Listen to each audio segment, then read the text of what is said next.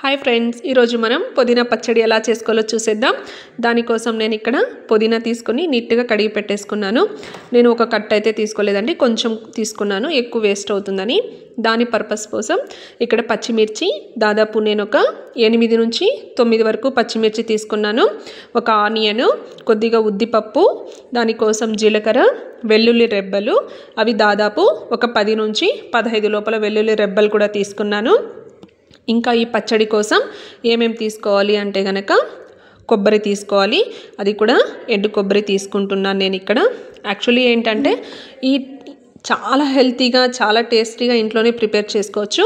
చూడొచ్చు ఇక్కడ మీరు నిమ్మపండు సైజులో ఉన్నటువంటి నేను చింతపండును కూడా తీసుకుంటున్నాను. ఎండు కొబ్బరి కూడా సన్నగా తరిగి పెట్టేసుకున్నాను. కొబ్బరి కూడా మరీ ఎక్కువ అవసరం లేదండి, కొంచెం తీసుకుంటే సరిపోతుంది. అంటే మనం పుదీనా తీసుకున్న క్వాంటిటీని బట్టి ఇవన్నీ మనం తీసేసుకోవచ్చు. ఇలా అన్నీ తీసుకున్న తర్వాత ఫైనల్కి వచ్చేసరికి ఆ చింతపండుని మనము కొద్దిగా వాటర్ కూడా పోసేసి ఒక 5 minutes వరకు నానబెట్టుకుంటే సరిపోతుందన్నమాట. చూడొచ్చు ఇక్కడ నేను ఎక్కువ వాటర్ వేయట్లేదు, జస్ట్ కొద్దిగా వాటర్ వేస్తున్నాను.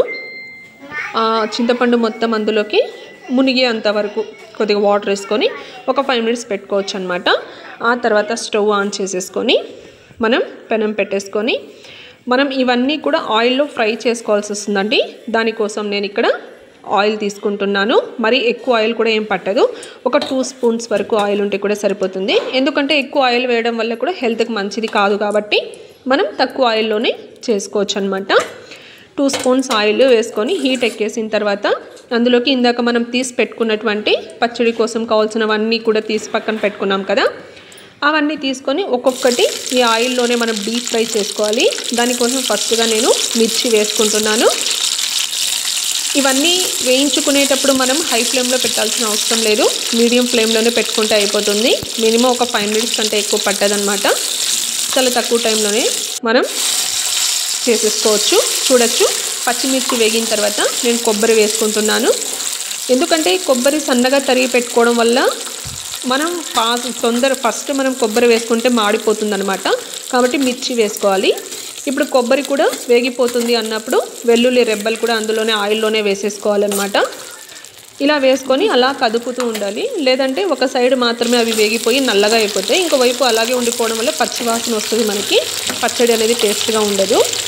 ఇలా అవి కూడా వేసి వేయించుతున్నప్పుడు అవి కొంచెం కలర్ చేంజ్ అవుతాయి, మనకు తెలుస్తుంది వేగిపోయాయని. అప్పుడు ఇందాక చెప్పినట్టు తీసి పెట్టుకున్నాం కదా మనము, అవి కూడా అంటే ఆ ఉద్దిపప్పు కూడా అందులో వేసేసుకోవాలి. ఉద్దిపప్పు కూడా బాగా వేయించుకోవాలి. ఉద్దిపప్పు ఎప్పుడైతే గోల్డిష్ కలర్ వస్తుందో అప్పుడు పచ్చడి అనేది చాలా టేస్ట్ ఉంటుందండి. చూడొచ్చు మరి ఎక్కువసేపు కూడా ఏం పట్టదు, చాలా సింపుల్గా టేస్టీగా చేసేసుకోవచ్చు. అందులోకి నేను జీలకర్ర కూడా వేసేసుకున్నాను. ఇంకా ఫైనల్కి వచ్చేసరికి పుదీనా కడిగి పెట్టేసుకున్నాం కదా, ఆ పుదీనా కూడా అందులోకి వేసేసుకోవాలి. వేసుకున్న తర్వాత అది కలుపుకుంటూ ఉంటే సరిపోతుంది. మరి ఎక్కువ వేగిపోకూడదు, అలాగని పచ్చిగా కూడా ఉండకూడదు. ఆ పచ్చి వాసన పోయే వరకు వేయించుకుంటే సరిపోతుంది. ఇక్కడ మీరు వీడియోలో చూడొచ్చు మొత్తం గోల్డిష్ కలర్కి వచ్చేసింది ఉద్దిపప్పు అన్నీ కూడా. ఇంకా ఫైనలీ నానబెట్టుకున్నటువంటి చింతపండు ఉంది కదా, అది కూడా అందులోనే వేసేసుకోవాలి. అది వేసుకున్నాక ఎక్కువ టైం పట్టదండి, జస్ట్ ఒక 50 seconds కూడా పట్టదనమాట చింతపండు. ఎందుకంటే ఆల్రెడీ అవన్నీ చాలా హీట్గా ఉంటాయి కాబట్టి అవి మగ్గిపోతుంది తొందరగా చింతపండు అనేది. ఇంకా ఫైనల్ టచ్ వచ్చేసింది, నేను జీలకర్ర వేసేసాను. ఆ జీలకర్ర కూడా 1-2 సార్లు మనం కలిపేసుకోవాలి. ఇలా కలుపుకున్న దాన్ని మనం తీసి పక్కన పెట్టుకున్నాక స్టవ్ ఆఫ్ చేసుకున్నాక నేను ఇక్కడ ఉప్పు ముందుగానే వేయట్లేదండి, ఇంకా చివరిలో నేను ఉప్పు వేసుకుంటాను మిక్సీ జార్లో వేసుకునేటప్పుడు. ఇది దాదాపు ఒక 5 నుంచి 7 నిమిషాల వరకు స్టవ్ ఆఫ్ చేసిన తర్వాత చల్లారనిచ్చుకోవాలి. ఇది చల్లారిపోయింది అని మనకు అనిపించిన తర్వాత ఆ మొత్తాన్ని కూడా మనము ఫైనల్ టచ్లో ఆనియన్ అంటే దాన్ని కూడా సన్నగా తరిగి వేసేసుకుంటున్నాను. ఎందుకంటే ఇది మరీ మనం డీప్ ఫ్రై చేయడం వల్ల ఆనియన్ ఏంటంటే తినేటప్పుడు కొంచెం టేస్ట్ తగ్గుతుంది. ఇది కొంచెం పచ్చిగా ఉందనుకోండి, కొంచెం కచ్చా పచ్చగా ఉంటుంది, తినడానికి కూడా బాగుంటుంది, నంచుకొని తినడానికి అన్నట్టు. ఫైనలీ చూడొచ్చు ఇక్కడ ఏ కలర్ అయింది, ఏ కలర్లో మొత్తం కూడా వేగిపోయాయి అనేది మీకే తెలుస్తుంది. ఈ చట్నీ చాలా సింపుల్ అండి, చాలా ఈజీగా ఎవరైనా చేసేసుకోవచ్చు. ఇది వేడి వేడి వైట్ రైస్లోకైనా లేదా ఏదైనా కలర్ రైస్ చేసుకున్నా లేదనుకోండి టిఫిన్లోకైనా సరే ఇడ్లీ దోశ వేసుకున్నప్పుడు కూడా ఈ చట్నీ చాలా టేస్టీగా ఉంటుంది, చేసుకోవచ్చు అనమాట ఈజీ మెథడ్లోనే.